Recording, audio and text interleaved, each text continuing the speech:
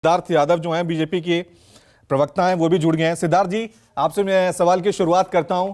जिस तरह से विधानसभा चुनाव हुआ उसमें बीजेपी को प्रचंड जीत हासिल हुई है, लेकिन एक आंकड़ा है जो बीजेपी की टेंशन बढ़ा सकता है, वो है टोटल वोट।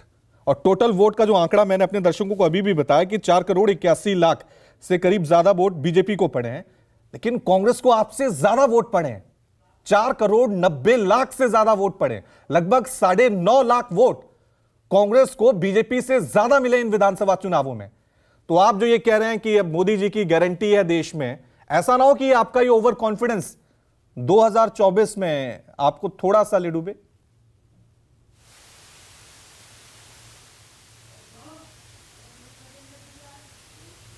म्यूट है सिद्धार्थ जी आपकी आवाज। मेरी आवाज आ रही है रवि जी? अब आ रही है, आप बोलिए।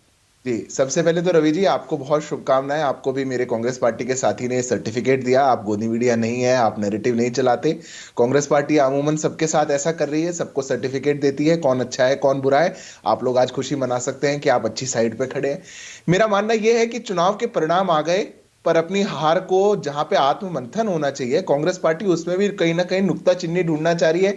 नहीं, खुद को दिल को बहलाने के लिए ख्याल अच्छा है, गालिब कह के गए हैं तो कुछ भी आप खुद को मना सकते हैं। देखिए रवि जी, समझने की बात बिल्कुल स्पष्ट है। पार्लियामेंट्री डेमोक्रेसी में वोटों पर, टोटल वोट पर सरकार किसकी भी नहीं, ऐसा नहीं होता।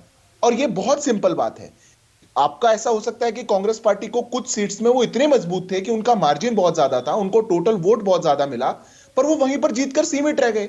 भारतीय जनता पार्टी चूंकि हर बूथ पे मौजूद है, पूरे प्रदेश में चुनाव लड़ती है, समांतर रूप से चुनाव लड़ती है, तो हम अधिकतम सीटों में उसने ज्यादा वोट लेकर के आ पाए, इसलिए सीटें हमारी ज्यादा आई। अगर एक रीजन में कांग्रेस पार्टी 5 लाख का, 3 लाख का कहीं ले गई, हमसे ज्यादा ले गई, मार्जिन ज्यादा हो गया, पर वो सीट तो एक ही जीत पाए। ये मिजोरम इसका बहुत बड़ा उदाहरण है। मिजोरम में हमें कांग्रेस पार्टी से लगभग 1/3 वोट मिला, फिर भी 2 सीट मिली।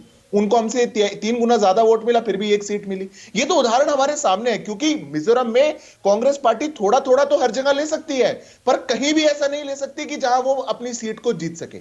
अब जनता ने एक मैंडेट दिया, इसमें कोई नैरेटिव का गेम नहीं है, इसमें एक ही गेम है कि जनता ने, आपने जो जो बातें कही इन चुनावों में, क्या क्या कहा गया था। मोदी को जितनी गाली दे सकते थे आपने दिया, जेब कतरा से लेकर के पनौती तक जनता ने आपको जवाब दिया।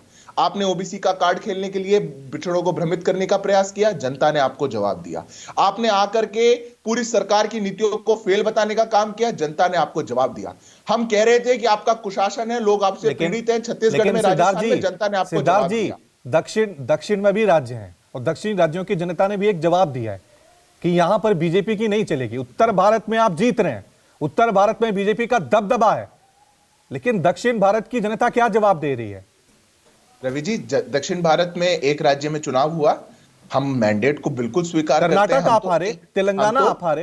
अब कर्नाटक एक बार हारे, कर्नाटक पिछली बार भी हम जीते हुए थे, इस बार हम हारे, अगली बार हम फिर जीत जाएंगे। और अभी लोकसभा का परिणाम आ रहा है, चलिए हाथ कंगन को आरसी क्या, 6 महीने देख लीजिएगा तेलंगाना और कर्नाटक में किसको कितनी लोकसभा की सीटें लेनी है। मैं बहुत बड़ी बात नहीं करूंगा आज आपके शो पर बैठ करके, 6 महीने में आपको पता चल जाएगा, बहुत बड़ी बातें नहीं है ये। पर ये कहने की बात कि दक्षिण हार गए, ऐसा नहीं है। बीआरएस से लोग वहां पर त्रस्त थे, हम उनके लिए ऑप्शन नहीं बन पाए। कांग्रेस पार्टी को ना चाहते हुए भी लोगों ने वोट दिया, कांग्रेस पार्टी ने सरकार बनाई, मैं बधाई देता हूं, आपका बिल्कुल स्वागत है। हम तो एक विधायक वाले थे, आज बढ़कर के लगभग 10 पे पहुंच गए, 14% वोट शेयर पे पहुंच गए। हम बढ़ेंगे, हम बहुत सहजता के साथ अपनी हार को भी मानते हैं, सहजता के साथ अपनी जीत को भी मानते हैं, और उस जीत को मान करके जहां हम जीते वहां सुशासन देंगे, जहां हमारी कमी रह गई उसको हम और मेहनत करेंगे और अगली बार हम सरकार बना लेंगे। हमारे लिए ना कोई ये घमंड का विषय होता है, ना ही हमारे लिए कोई बहुत ज्यादा दुख का विषय होता है, क्योंकि भारतीय जनता पार्टी अपनी नीतियों पर, मोदी जी की गारंटी पर काम करती है। जब पूरा देश एकमुश्त होकर के, लेकिन ये सवाल तो पूछा जा सकता है,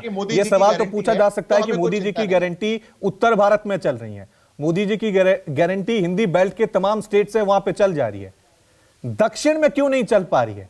योजना तो वही है ना।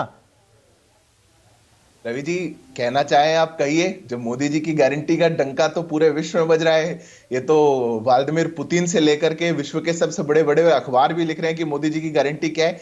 रही बात दक्षिण की, जो भारतीय जनता पार्टी पिछले 10 साल में, हम एक पार्टी है, नई पार्टी, हम और पार्टियों से नए थे, हम कांग्रेस पार्टी से नए थे, हमने पूरे देश में अपना विस्तार किया, हम बूथ लेवल तक पहुंचे हैं। दक्षिण में हमारा विस्तार थोड़ा धीमा हो पाया होगा, पर आज तमिलनाडु के अंदर जो भ्रष्टाचार और परिवारवाद के खिलाफ अलग जगह रखी है किसी ने और लोगों के लिए ऑल्टरनेट है तो भारतीय जनता पार्टी है। केरल के अंदर अगर कोई ऑल्टरनेट बन पा रहा है और कम्युनिस्टों और कांग्रेस के बीच की साठगांठ को कोई तोड़ पाएगा तो भारतीय जनता पार्टी है। कर्नाटक में हम सरकार में रहे हैं, लोकसभा के आज भी सबसे ज्यादा सांसद भारतीय जनता पार्टी के ही है कर्नाटक से, और किसी के नहीं है। तो ऐसा नहीं है कि दक्षिण में हम नहीं है। और तेलंगाना और आंध्रा ऐसे प्रदेशों में भी आपको भारतीय जनता पार्टी की जो धमक है, प्रेजेंस है, वो महसूस हो रही है। लोगों से भी पूछिए जाके रवि जी, इन आंकड़ों को देख करके या मोदी जी की गारंटी को देख करके मत पूछिए। आज कौन सा दक्षिण का वो राज्य है जहां पर भारतीय जनता पार्टी की प्रेजेंस और धमक नहीं है।